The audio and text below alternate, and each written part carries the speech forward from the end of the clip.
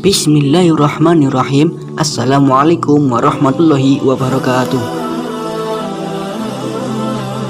Jika kita membaca Al-Quran cetakan Indonesia pada surat Al-Kahfi ayat 19 pada kalimat wal yatalattaf dicetak dengan tinta merah, artinya hendaklah bersikap lembut. Kalimat ini dicetak tebal dengan warna merah karena menurut sebagian kalangan kata ini merupakan bagian tepat tengah Al-Quran, sehingga dalam Al-Quran cetakan Indonesia kalimat tersebut diberi tanda khusus. Namun ciri semacam ini tidak bisa kami temukan dalam Al-Quran cetakan Timur Tengah. Bisa jadi warna merah dengan cetak tebal hanyalah inisiatif percetakan Al-Quran di tempat kita, sebagai penanda bahwa itu adalah bagian paling tengah dalam Al-Quran. Ayat Al-Quran terdiri dari 6.666 ayat. Banyak yang menghitung jumlah ayatnya, tetapi ayatnya tidak sampai 6.666 ayat.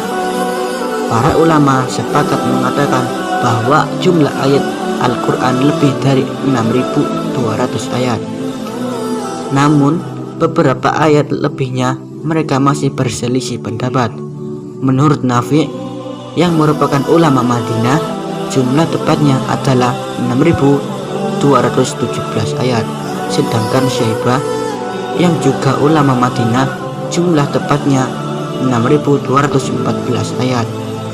Lain lagi dengan pendapat Abu Ja'far, meski juga merupakan ulama Madinah, beliau mengatakan bahwa jumlah tepatnya 6.210 ayat.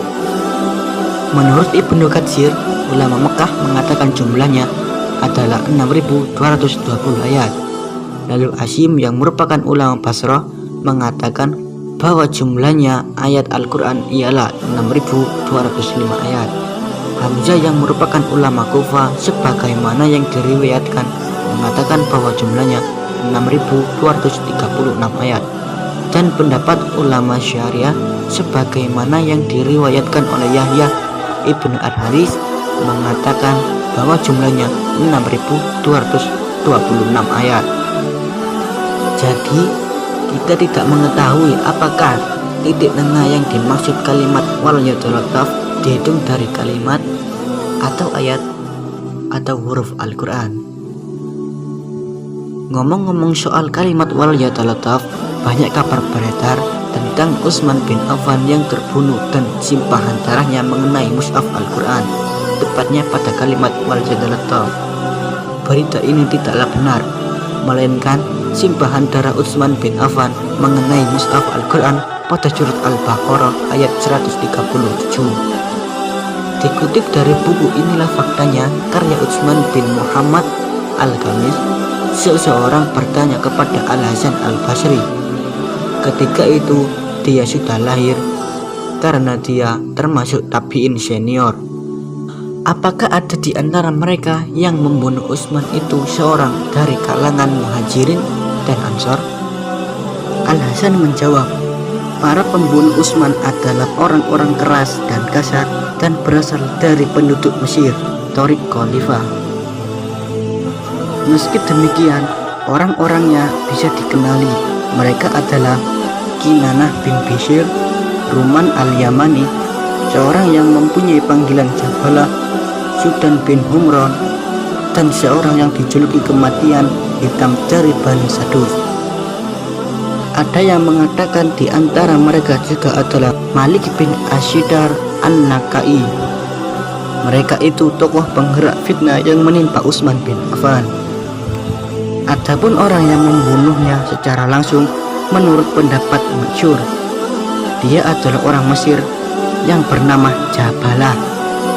Dari Amrah binti Arta, dia menuturkan, aku keluar bersama Aisyah menuju Mekah pada tahun Utsman terbunuh.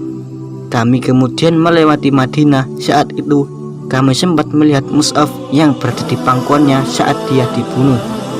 Kami melihat juga bahwa tetesan darah pertama yang menimpa mushaf itu adalah pada awal ayat.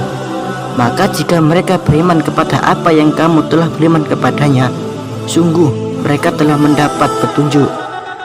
Dan jika mereka berpaling, sesungguhnya mereka berada dalam permusuhan dengan kamu, maka Allah akan memelihara kamu dari mereka, dan dialah yang maha mendengar lagi maha mengetahui.